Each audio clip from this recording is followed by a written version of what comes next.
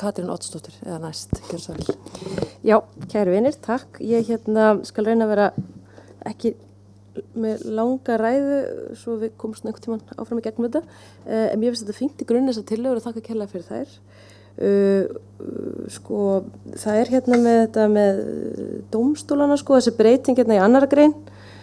Það er svolítið krúttlega þessi viðkvæðunni gagnvart því að þarna sé kannski mögulega verið einhvern veginn eitthvað að senda þeim einhvers konar skilaboð dómstólunum og mér finnst bara fallegt að allir séu tillitssamir og allt það. En ég vek samt athygli á því að þetta er aðeins öðruvísi ábyrgðar vægi. Munurinn á því að segja að dómstólar mega hvorki sinna störfum eða segja að dómstólar verði ekki falin störf er hvar ábyrgðin liggur. Segjum að dómstólum yrði þó samt sem áður falin störf, ættu þeir þá bara að taka þau og sinna þeim. Þetta er hættan sem myndast við að breyta þessu.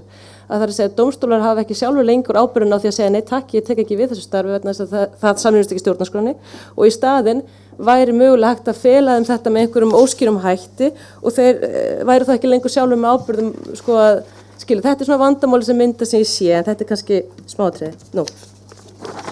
Þriðja grein hér, þetta er náttúrulega, ég er svolítið sammála allir með Þorkalli og öðrum og mér finnst ákveðin áhætta í því að fella þetta bara út. Það er að segja hvort að dómstólar skeri úr lögmæti almennra kosninga og ætlast til að með gagnályktun þá eitthvað meir svona smjúga þetta inn. Þetta er náttúrulega, við sjáum það í öllum okkar störfum að það er gríðarlegur samanburður við gömlu stjórnarskrána og hvað við gerum er alltaf borið saman með hvernig það var. Og við þurfum einhvern veginn að taka með að því að það miskilist ekki og ég var svona að hugsa hvort nægilegt væri að tala þetta í greinagerð en ég verð að taka undir með Þorkalli það að það sé sannilega betra í ljósi þess að þetta sé svo skýrt núna inni í hinum furðulega farvegi alþingismenni sjálfur að úrskurðum kjörgengi sitt að þá ætti frekar bara að taka fram einhvers konar grein eins og Þorkell las hérna upp áðan og útskýra þannig hvernig við viljum sjá þetta fyrir okkur að þetta sé ekki þannig að þetta er fara að hægja á öllu ferlinu en hins vegar sé það falið einhverjum ákveðnum aðilega úrskurða jafn mikilvægt mál og kosningar og ég bara bendi Þorkell á að vera ágætt að bæta við að kjörstjórn hafi þá líka tækifæri til að ógilda kjörbréf. Það var svolítið fyndið þegar við fengum okkar ágættu ógildingu á sínum tíma. Það var engin heimild fyrir neinn aðilega til að ógilda þetta. Það er ekki í lögum. Þannig að þetta er svona eitthvað sem þyrfti þá að falla þær undir annað hvort í greinagerð eða annars það. Í sambandi við 7. greinina, sem er nú kannski svolítið svona stóra málið í raun og veru efnislega, þá er það fínt að í bara ljósi einfaldleikans og annað þá hafi verið ákveðið að fela bara Hæstarétti þetta þangað til annað kemur í ljós, þá er ég á þeirri skoðun minnsta kosti. En ég er ekki alveg, ég sækir að mér einhver óhugur að fella orðið ráðherra ábyrgð út úr stjórnarskránni og ég styð því heilshugar þetta viðurlaga ákvæði sem að Þorvaldur las hérna upp áðan sem ég held ég hafi náð að skrifa niður sem svo í lögum skal kveða á viðurlög við stjórnarskrá þessari.